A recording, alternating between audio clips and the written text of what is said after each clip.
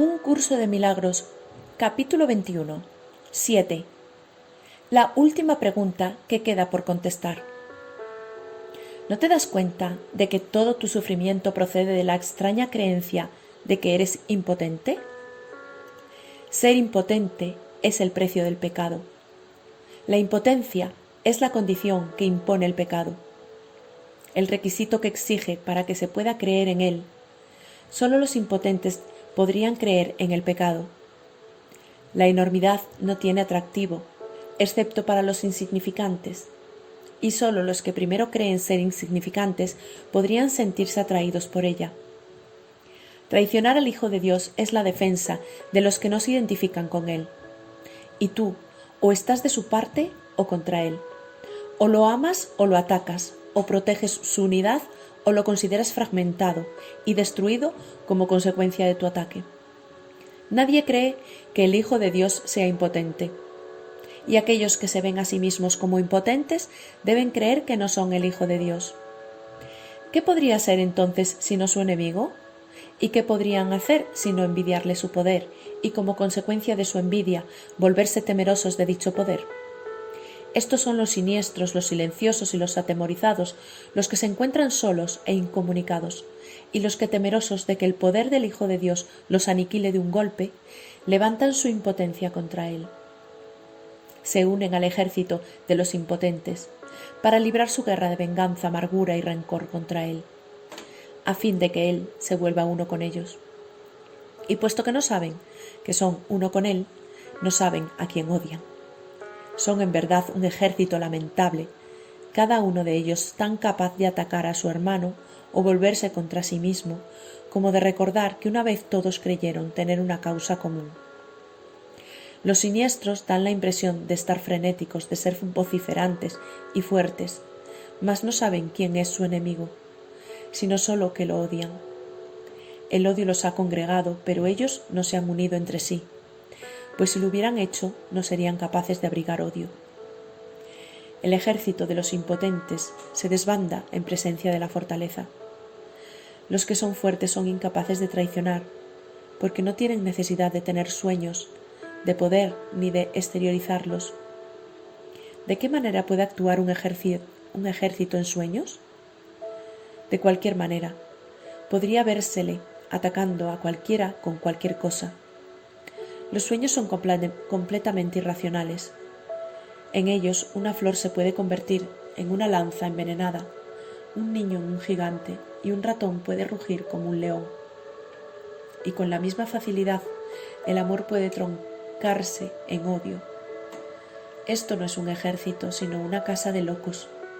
Lo que parece ser un ataque concertado no es más que un pandemonium. El ejército de los impotentes es en verdad débil. No tiene armas ni enemigo. Puede ciertamente invadir el mundo y buscar un enemigo, pero jamás podrá encontrar lo que no existe. Puede ciertamente soñar que encontró un enemigo, pero éste cambia, incluso mientras lo está atacando, de modo que corre de inmediato a buscarse otro.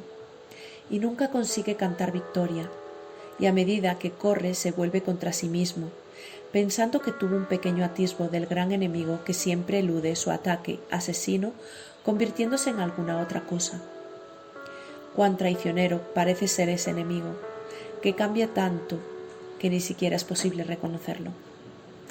El odio, no obstante, tiene que tener un blanco. No se puede tener fe en el pecado sin un enemigo.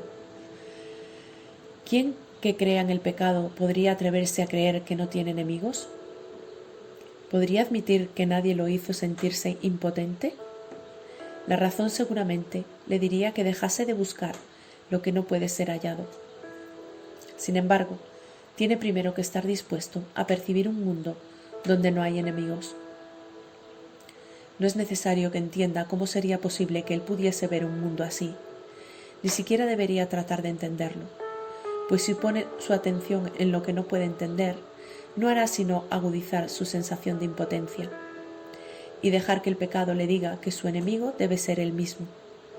Pero deja que se haga a sí mismo las siguientes preguntas con respecto a las cuales tiene que tomar una decisión, para que esto se lleve a cabo por él. ¿Deseo un mundo en el que gobierno yo en lugar de uno que me gobiernan a mí? ¿Deseo un mundo en el que soy poderoso en lugar de uno en el que soy impotente? ¿Deseo un mundo en el que no tengo enemigos y no puedo pecar? ¿Y deseo ver aquello que negué porque es la verdad? Tal vez ya hayas contestado las 3 primeras preguntas, pero todavía no has contestado la última. Pues esta aún parece temible y distinta de las demás, mas la razón te aseguraría que todas ellas son la misma. Dijimos que en este año se haría hincapié en la igualdad de las cosas que son iguales. Esta última pregunta, que es en verdad la última acerca de la cual tienes que tomar una decisión, todavía parece encerrar una amenaza para ti que las otras ya no poseen. Y esta diferencia, imaginaria, da testimonio de tu creencia de que, a lo mejor, la verdad es el enemigo con el que aún te puedes encontrar. En esto parece residir, pues, la última esperanza de encontrar pecado y de no aceptar el poder. No olvides que la elección entre el pecado y la verdad, o la impotencia y el poder, es la elección entre atacar y curar. Pues la curación emana del poder y el ataque de la impotencia. Es imposible que quieras curar a quien atacas, y el que deseas que sane tiene que ser aquel que decidiste que estuviese a salvo del ataque. ¿Y qué otra cosa podría ser esta decisión sino la elección entre verle a través de los ojos del cuerpo o bien permitir que te sea revelado a través de la visión? La manera en que esta decisión da lugar a sus efectos no es tu problema, pero tú decides lo que quieres ver. Este es un curso acerca de causas, no de efectos.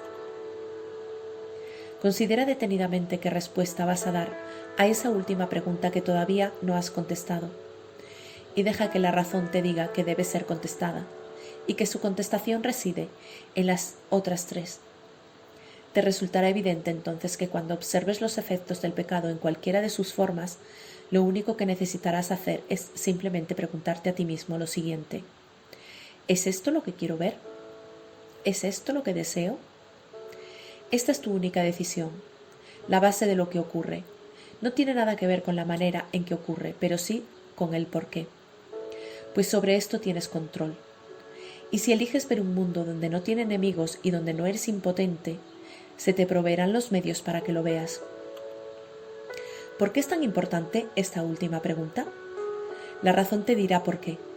Es igual a las otras 3, salvo en lo que respecta al tiempo. Las otras son decisiones que puedes tomar, volverte atrás y luego volverlas a tomar. Pero la decisión es constante e implica un estado en el que las vacilaciones son imposibles. Puedes desear un mundo en el que tú gobiernas y no uno que te gobierna a ti, y luego cambiar de parecer.